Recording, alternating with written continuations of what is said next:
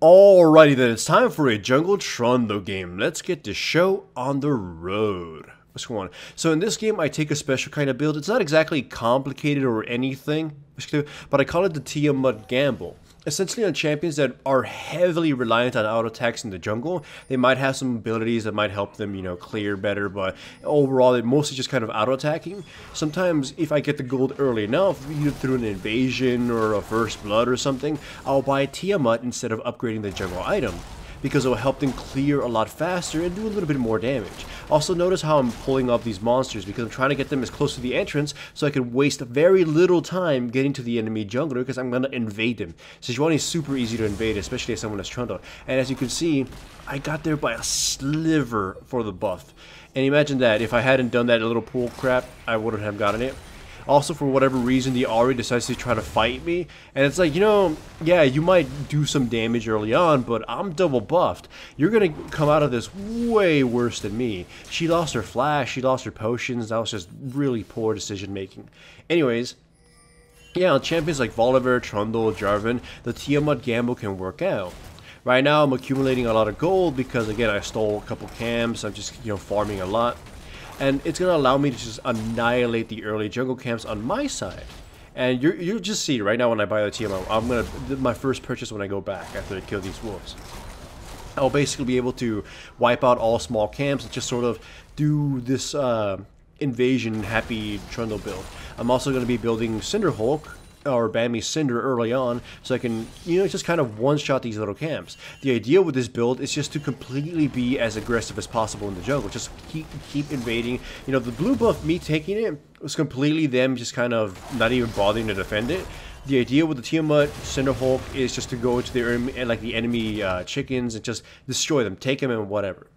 In this case here, I catch the enemy Sejuani, but I don't really pull it off as well as I hope to. I do annihilate her, or at least do a lot of damage, but this is taking a little too long. I do get caught by her and the enemy Poppy. I come close to killing her, but the Poppy ends up saving her.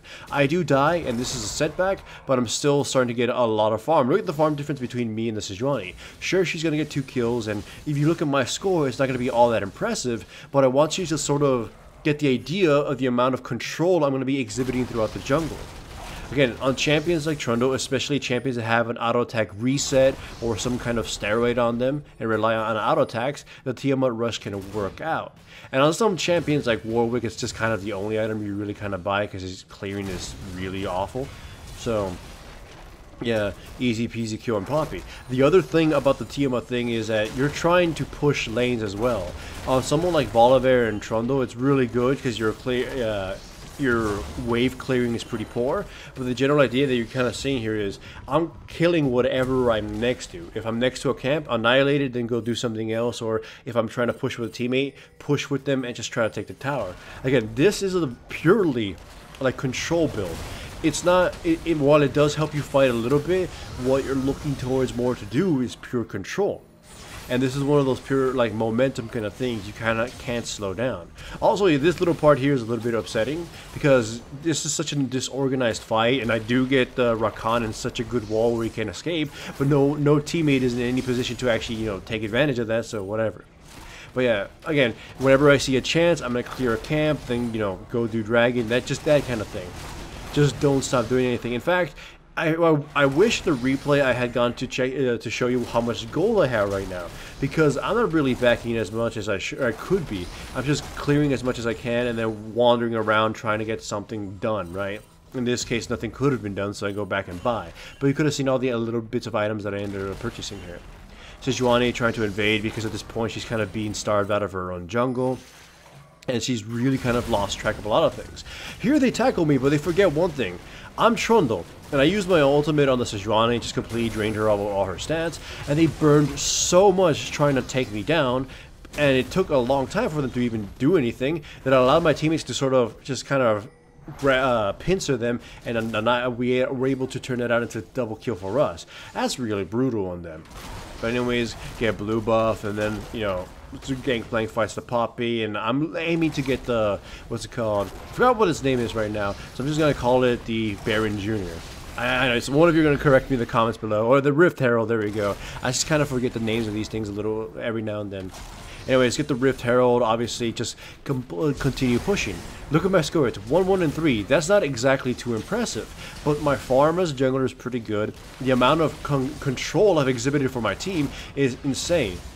Like, the enemy team is pretty good, strong laners, but individually or whatever, they can't really roam around to try to protect their base, right? So the Sejuani just kind of got isolated and starved out. So she's not as useful. And now since she's been weakened and the rest of them kind of were forced to kind of start entering the mid game before they were ready, they're just way weaker than my team. Again, my team is pretty badly composed. I picked Trundle to deal with the Poppy and the Sejuani, and I didn't think my teammates would pick, you know, support Teemo and that kind of stuff. So I altered my game plan. First, again, Trundle was just to counter Poppy Sejuani, and I was going to be building the typical Trundle build.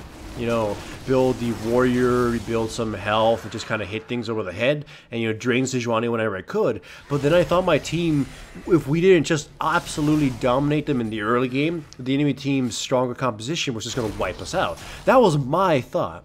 So I decided to go full-on control in the early game. You know, that's why I invaded Sejuani, which is super risky because Poppy and Ahri are pretty damn dangerous in the early game because of the charm and Poppy in general. But it worked out. You know, I did die in the second invasion, but still, you get what I mean. And then I was able to go with the Tiamat gamble. I bought it early and started exhibiting way more control. And as a result, as I already mentioned, the enemy team is just starved. It's one of those cases where, again, their entire mid game has been crushed. And since their entire mid game has been crushed, they can't really take advantage of what their team combo is made to do, defeat us in a team fight. Like, my really loopy team now just kind of has a golden experience advantage over them. And we could just kind of brute force it. You've seen, these fights aren't that good. You know, in some cases, the enemy team would have the advantage if it was an equal grounds. But they really can't amount to anything. Like, again, the Sejuani really can't even approach me at this point. Not only is she way weaker than me, but Trundle just absolutely destroys her if I eat her stance, right? The enemy team can try to attack us, throw ultimates at us, but they're just far too behind now gold-wise. Unless, you know, my teammates decide to kind of kill themselves, but whatever. Even my support team was pretty damn dangerous at this point. So, right now, this is kind of the sticky situation, though. Even though the early game dominance for the jungle worked out, on my end, look at my score, 1-1 and 6, and then my farm.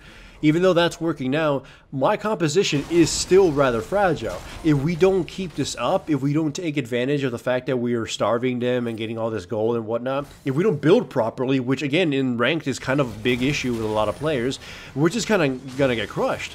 But yeah, it takes a lot of effort from their entire enemy team, and they were talking in chat about this. Like, they were getting frustrated at each other because they're not focusing on the right targets. I forgot who was blaming who. I think Poppy and the bottom laners were just yelling at each other, or well, I don't know if it was the Ahri.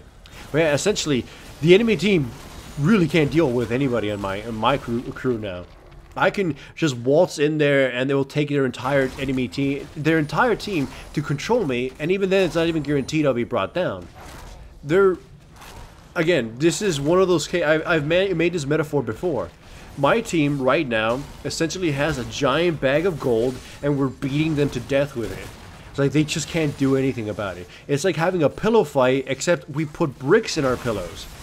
They're just, you know, we kind of cheaped them out of this, and they kind of didn't deal with it properly. This was a cheese tactic that worked out because, I don't know, they're lactose intolerant. That's a really bad pun or metaphor, but whatever. You get what I was trying to go with it, right? No matter what, my champion choice crushed 2 of them, and then my decision in the early game starved them out, and my team just kind of brute forced it. That's just a pretty damn good game.